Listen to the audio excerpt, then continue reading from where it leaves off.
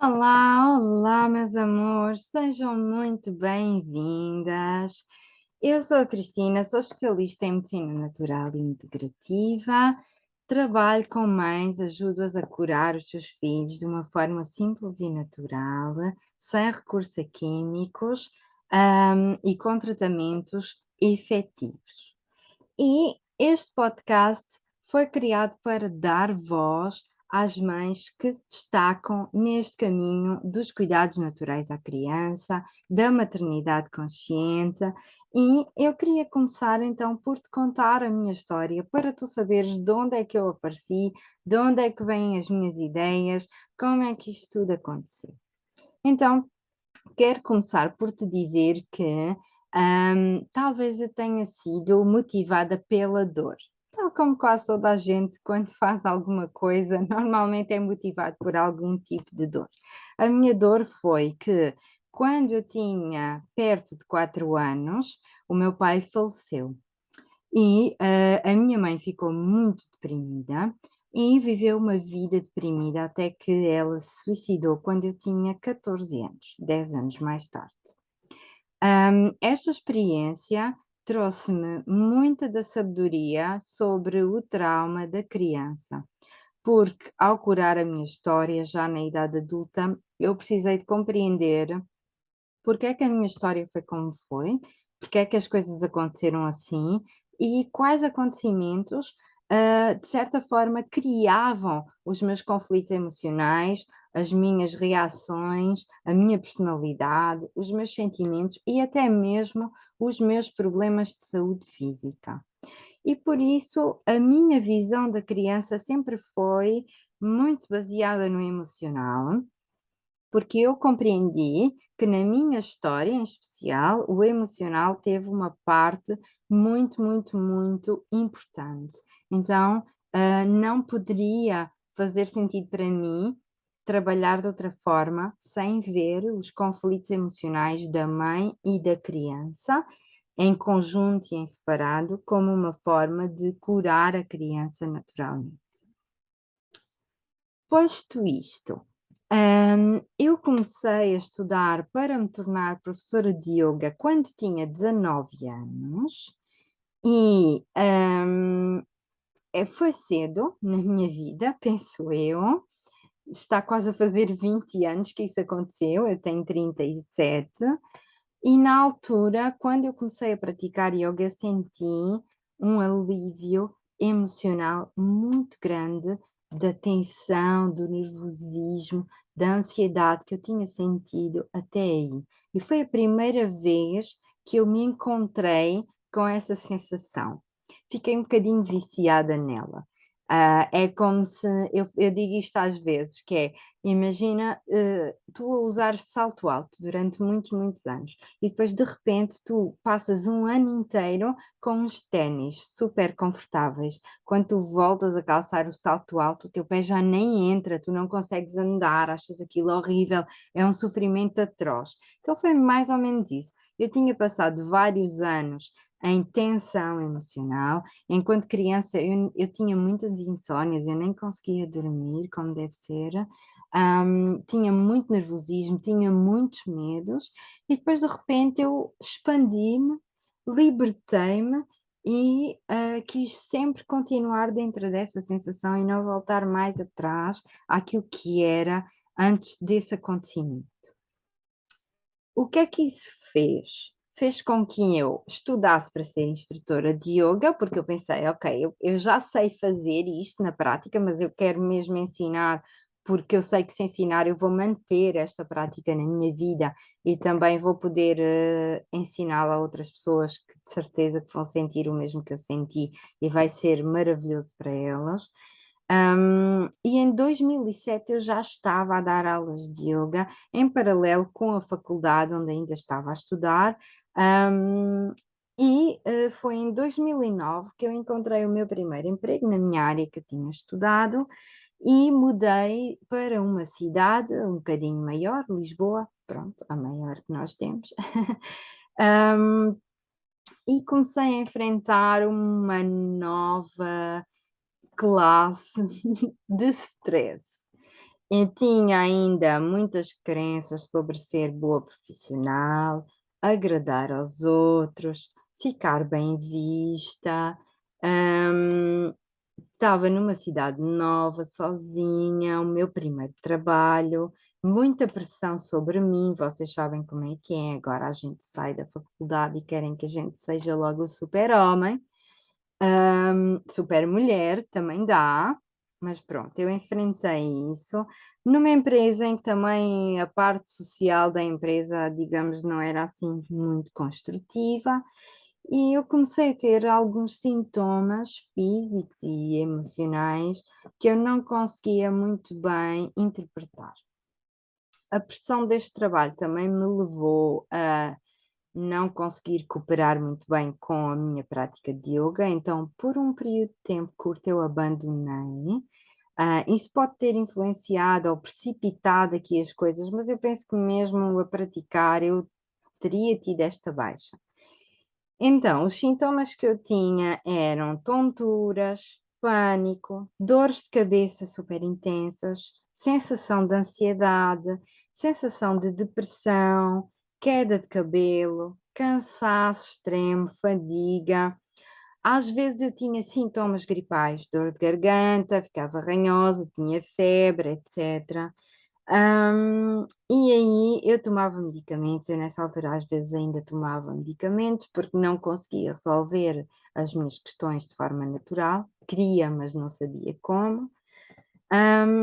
Tomava medicamentos, nessa altura tomei vários antibióticos, até parava o antibiótico e voltava a ficar doente.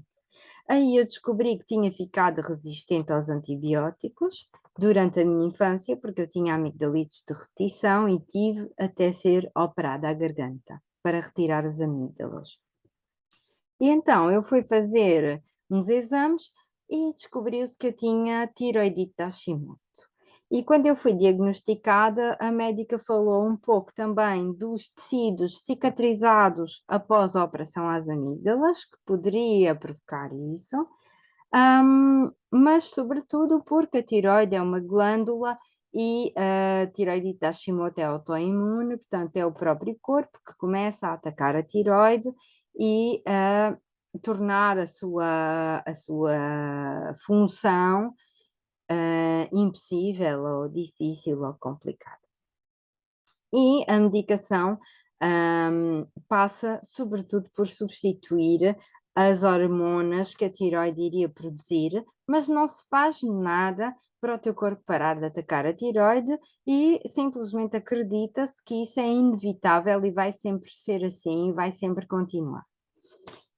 Eu olhei para a medicação, havia vários medicamentos, eram 3 paginazinhas daquelas das prescrições, ainda era em papel nessa altura, e eu decidi que eu não. E a médica, quando passou, disse-me lá um medicamento e disse-me: sem este, você já não pode passar, é para sempre.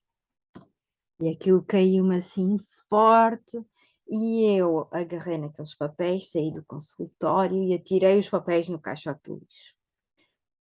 E eu pensei que tinha feito uma grande barbaridade.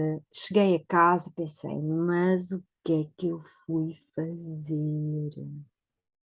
Como é que eu vou agora sobreviver sem estes medicamentos? Mas eu estava parva, porque é que eu atirei aquilo para o lixo? Mas eu depois pensei, enfim, eu vou arranjar outra maneira de cuidar destes sintomas e eu vou fazer as coisas de uma forma natural, porque é aquilo em que eu acredito. E eu sei, eu aprendi na minha família e na minha vida que isso é realmente possível, nós só precisamos de entender o como. E eu confiei muito nisso, que ia aparecer a solução. Fui para o trabalho, fui-me lamentar com uma amiga que eu tinha lá, e que ela me contou que tinha tratado uma depressão e um burnout, que tinha sido o ano passado e que tinha ficado bem muito rápido e tinha feito um tratamento de homeopatia. E eu pedi logo o contacto da homeopata e eu fui àquela homeopata, aquela específica, tive uma consulta com ela, ela começou-me a acompanhar E, de facto, aqueles sintomas nunca mais voltaram. Portanto, desde o primeiro dia de tratamento com a homeopatia, eu notei a diferença e eu fiquei bem. Mas, a seu tempo, eu percebi que eu não estava a 100%. Digamos que eu atingi um novo nível de conforto, mas aí eu já queria mais. E isto porquê? Porque havia alguns sintomas que eu já tinha antes desta fase em que eu me senti mais doente e que eu achava que era normal, ou achava que eu era mesmo assim, mas eu depois comecei a perceber que tudo estava a piorar e eu não estava a fazer nada em relação a isso. E as coisas que eu tinha assim com mais frequência era enxaquecas que duravam 3 dias, mais um dia de ressaca. Depois às vezes começavam a durar 4 dias já, portanto estava a piorar ainda mais. Tinha uma sensação de fadiga e de cansaço, muitas vezes, e às vezes até nem precisava ter feito assim tanta coisa. Tinha uma sensação de nevoeiro mental, a concentração era difícil para mim, era difícil focar-me, era difícil, fazer o meu trabalho e não errar, ou não me esquecer de qualquer coisa, ou não me distrair.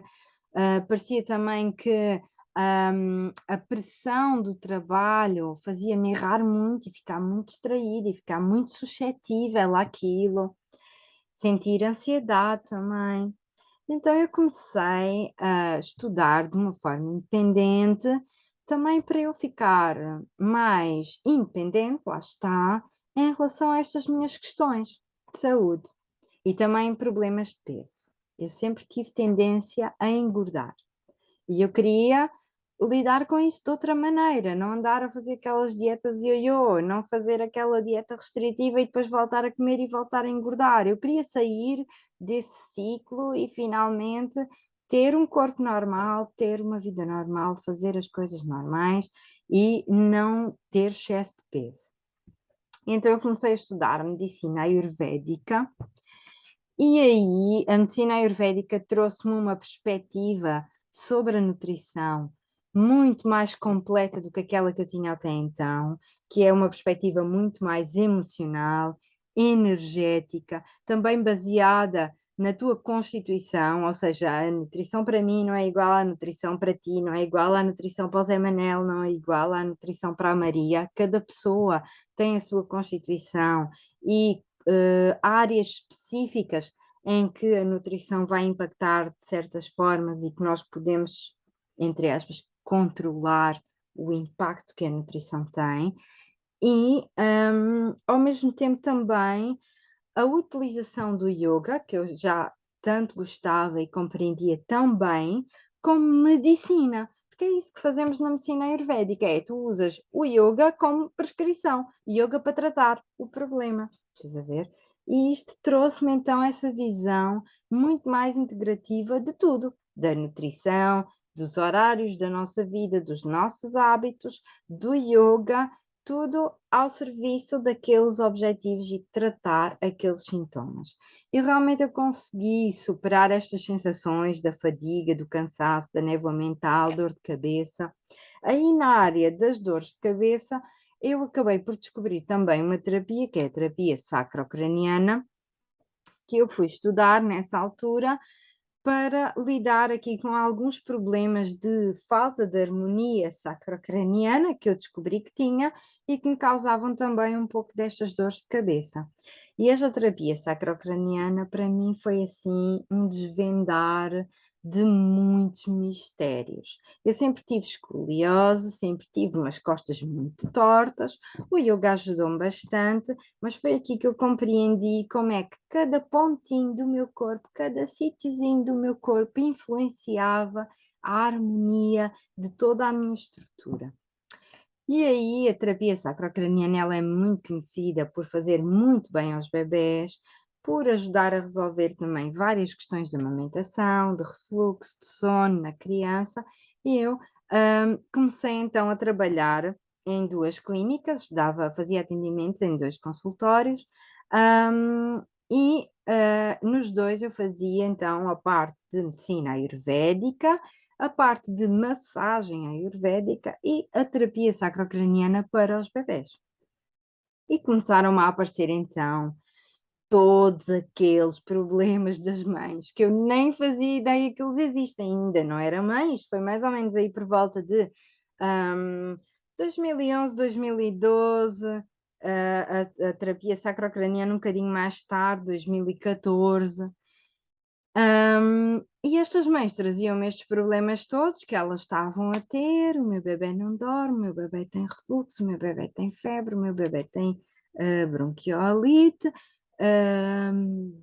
sei lá, a amamentação não está a correr bem, a amamentação isto, a amamentação aquilo, depois a adaptação à creche, e depois com a adaptação à creche vem este problema, e depois vem a introdução alimentar, e depois o bebê não dorme, e depois tem problemas de obstipação, e tem diarreias, e os intestinos, e mais não sei o quê. E eu comecei a perceber que aquilo era um mundo e que o mundo das mães era super, super, super complexo. Chegar a um ponto em que eu comecei a ficar até intrigada como é que todas estas coisas surgiam, qual era a causa destes problemas e como é que estas mães podiam ser ajudadas de uma forma mais completa, mais integrativa.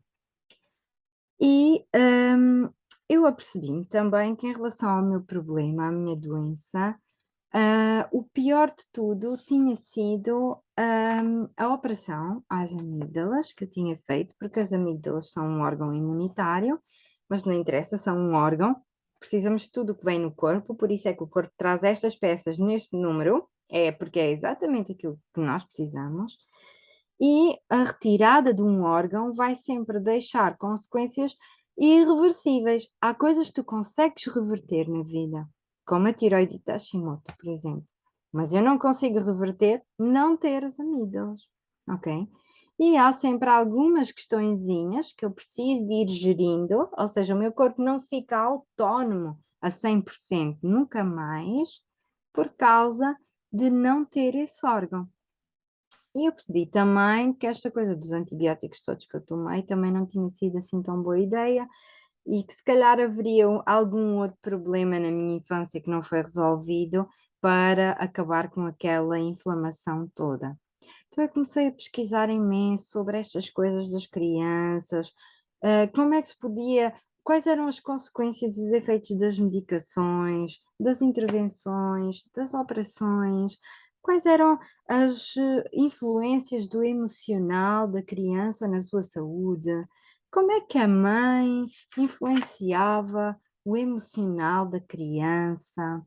Eu comecei a descobrir imensa coisa que me deu assim uma volta, um nó na minha cabeça. E eu continuei sempre a estudar, mas assim, a formação mais relevante que eu fiz foi a homeopatia. A homeopatia é um mundo. Eu, depois do meu primeiro tratamento com a homeopatia, continuei sempre a usar para resolver várias questões que eu ia tendo de saúde e decidi que realmente fazia todo o sentido estudar homeopatia. O curso demorou 3 anos, e portanto é como uma licenciatura, mais ou menos, e foi super, super completo. E os meus atendimentos começaram a ter muita procura e muito bons resultados. As mães começaram a recorrer a mim para tratar os problemas de doença dos filhos, e o facto de elas estarem a tratar com homeopatia, com tratamentos à base de plantas, com soluções naturais, ia evitando outros problemas mais sérios e mais graves que podem surgir por causa do uso de medicação, tal como também a entrada naquele ciclo em que tu começas a medicar e depois tu não consegues mais parar, porque depois, por causa dos efeitos da medicação, tu tens outros problemas e depois tu precisas de mais medicação e aquilo continua sempre ali, tipo bola de neve. Depois da homeopatia, eu decidi estudar medicina integrativa para perceber melhor também esta área da nutrição de um ponto de vista diferente da medicina ayurvédica. E eu digo diferente, não melhor ou pior, mas simplesmente porque conjugando os dois, os tratamentos ficam ainda mais fortes, mais poderosos para a criança. E dentro desta área emocional, a medicina a nova medicina germânica. E a nova medicina germânica trata diretamente o conflito materno e da criança e vai pegar neste conflito para determinar porque é que certas coisas acontecem, quais são as causas dos problemas de saúde e das doenças e como é que nós podemos alterar toda esta dinâmica entre mãe e filho, entre mãe e criança, para resolver estes problemas. Também é relevante que, entretanto, eu tive os meus filhos. Eu engravidei duas vezes. Uma primeira vez foi em 2016. Essa gravidez eu acabei por perder esses bebés. E essa perda gestacional trouxe-me também bastante conhecimento sobre aquilo que era o meu organismo, aquilo que um bebé precisa no organismo da mãe e várias coisas emocionais que fazem sentido cuidar antes de uma gravidez ou durante uma gravidez para tornar a maternidade mais fácil, mais simples e mais fluida.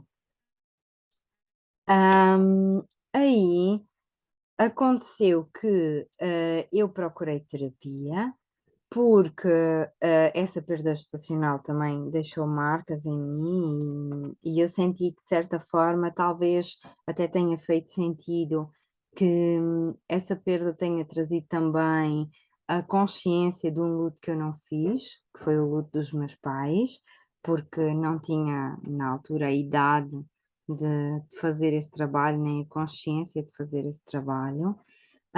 E então acabou por ser, digamos assim, uma porta de entrada para fazer esse trabalho emocional, que eu fiz através da terapia de rebirthing com a Lourdes Rodeia, que é muito conhecida nesta área e com quem eu agora há pouco tempo também já estudei mais, mas nessa altura fiz um ciclo terapêutico, aquilo deu-me ali muitos insights sobre a maternidade, sobre a vida e etc. E depois, quando eu voltei a engravidar, já foi de um lugar muito mais empoderado. Já tinha feito também o curso de assessora de lactação, portanto, já sabia da amamentação, já sabia o que é que na gravidez e no parto influencia a amamentação para poder preparar essas coisas. E dentro daquilo que é possível com gêmeos, eu preparei um parto que facilitasse mais o parto fisiológico, a amamentação a seguir e também uns primeiros tempos de vida dos meus filhos, primeiro ano de vida dos meus filhos, com uma educação com apego e com saúde, porque na realidade a minha ambição em relação à amamentação era também trazer mais saúde aos meus filhos e conhecendo todos os perigos que o leite adaptado traz para a saúde das crianças, era natural também que eu quisesse muito amamentá-los. E efetivamente foi isso que eu fiz. Eu amamentei os meus filhos até eles terem 3 anos. O parto foi fisiológico no hospital. Ahm, esta experiência da maternidade trouxe-me também um empoderamento ou um lugar diferente para dar assistência e apoio às mães. Porque todos aqueles problemas e todos aqueles relatos que eu ouvia, eu realmente passei pela maioria deles. Aqueles que eu não passei foi porque eu já sabia que eles existem e sabia como prevenir, então fiz uma boa prevenção. Ahm, e os meus filhos puderam ter uma vida saudável, feliz, logo nos primeiros tempos, sem medicação, e até hoje eles vão fazer 5 anos em dezembro, nunca tomaram nenhum medicamento. Então, eu trago-vos esta história também para complementar um pouco daquilo que vocês já sabem sobre mim, mas de um ponto de vista muito mais pessoal. E finalmente quero-vos contar o que é que aconteceu mais ou menos há 2 anos que provocou aqui todo um twist nas coisas. Mais ou menos há 2 anos, um dos meus filhos começou a ter alguns comportamentos que podem ser classificados dentro do espectro do autismo. E quando eu me apercebi pronto, que era preciso intervir ali. Eu fui à procura de alguém que tivesse essa especialidade, de curar e também, de preferência, que tivesse tido a experiência de ter um filho autista. E foi aí que eu encontrei a doutora Natasha Campbell McBride, especialista na área do microbioma, portanto, nas nossas bactérias da flora intestinal, especialista nesta área do autismo. Ela teve um filho autista, de um grau bastante elevado, era uma criança não verbal, não reconhecia os pais, não fazia contacto ocular, aos 3 anos, e portanto ela fez todo esse processo de tratamento com o filho dela e recuperou o filho dela do autismo completamente, para ser agora um adulto completamente funcional. E eu fui absorver dela todo esse conhecimento sobre de onde é que vêm estas doenças, como o autismo, o déficit de atenção, hum, as dificuldades de aprendizagem, os comportamentos violentos e impulsivos nas crianças, por vezes também o bullying, a epilepsia, etc, etc. E até encontrei aí bastante fundamento também para a minha primeira perda gestacional. Na realidade, encontrei bastante fundamento nos conhecimentos que ela passa para isso me ter acontecido. E eu comecei a aplicar a metodologia dela em conjunto com várias outras coisas que eu já aplicava da minha própria metodologia para tratar o meu filho. Em paralelo com isso, ele tinha também uma reação atópica na cara, muito forte, em que ele tinha assim uma ferida grande na cara, ele coçava constantemente aquela ferida, por vezes aparecia-lhe também aqui na zona do nariz, e isto começava já a ser um estigma para ele, porque depois as pessoas perguntavam-lhe: o que é que tens na cara? Caíste? O que é que aconteceu com a tua cara? Ou então começavam a dar sugestões do género: põe este creme porque não sei quem usou e fez muito bem, também tinha uma coisa assim. Faz isto. Porque é que não tentas aquilo? Sabendo já as pessoas que eu não uso medicamentos. E não por eu ser radical, eu tenho ótimas razões para não usar medicamentos, e a mais forte de todas elas é que tu tens sempre uma supressão, ou seja, o corpo leva mais para o interior aquela reação e a inflamação fica lá dentro a consumir órgãos mais internos do que ali. Portanto, quando há exteriorização é melhor do que estar no interior. Embora o meu filho não estivesse bem, eu preferia que ele tivesse uma grande ferida na cara que ele coçava, do que aquilo ser interiorizado e ser levado para um ponto mais profundo do organismo dele. Aí é que está toda a lógica da coisa. Ao mesmo tempo, também, os medicamentos, ainda que sejam pomadas com hidrocorticoides, vão matar o microbioma e, portanto, vão dar oportunidade a bactérias mais oportunistas, causadoras de doença, se instalar naquela área, e os produtos aplicados na pele entram na corrente sanguínea, portanto, vão dar oportunidade também a outras bactérias no nosso corpo de nos consumirem, de nos adoecerem e podem dar aso a vários tipos de inflamação, mesmo sendo só usados na pele.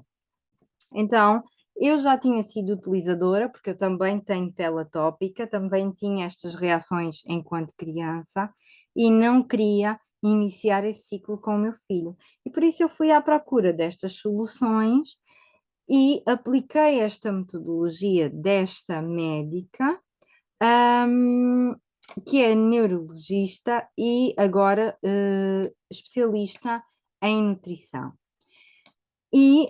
Ao aplicar estes tratamentos e esta filosofia, eu comecei a ver mudanças no meu filho muito grandes, principalmente nos comportamentos dele. Ele não fazia muito contacto ocular, não gostava de ser tocado, não gostava de ser abraçado, não era carinhoso connosco, não gostava de beijinhos nem que fôssemos carinhosos com ele. E eu comecei a ver muitas alterações. Ele começou a ficar muito amoroso, a dar muitas vezes abraços, a procurar abraços e beijinhos. a fazer contacto ocular connosco, começou a querer dar abraços a outras pessoas que ele conhecia moderadamente, começou a ter menos comportamentos violentos e posso dizer que ele saiu completamente desse espectro. Às vezes ele ainda é impulsivo, mas algo totalmente natural para uma criança com menos de 5 anos, que é o caso dele. E então eu absorvi também para a minha prática profissional esta metodologia, depois de já ter tido os efeitos na minha vida pessoal, e porque estudei e me fez sentido usar esta metodologia também dentro do meu método Imunidade Guerreira. O método hoje em dia é bastante completo. Ele surgiu da minha história, das minhas próprias dores, enquanto criança, enquanto mulher, enquanto mãe, enquanto filha. E o método de imunidade guerreira está pensado para cuidar do teu filho, para tratar os problemas de saúde dele, mas não só, para cuidar dele de uma forma em que ele se possa expandir, ele possa desabrochar enquanto criança. É isso que eu pretendo ali. E uma das principais coisas para uma criança desabrochar é realmente ela não estar doente e ter um vínculo de apego e de parentalidade consciente.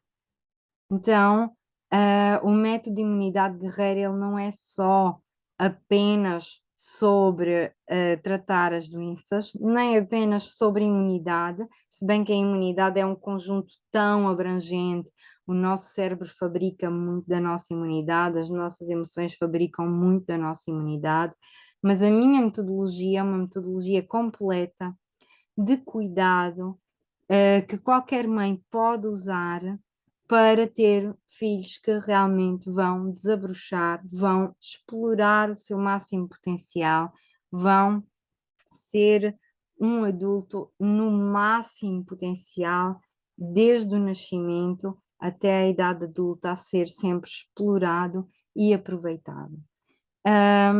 Espero que te tenha feito sentido a história que eu te trouxe aqui, que eu te contei.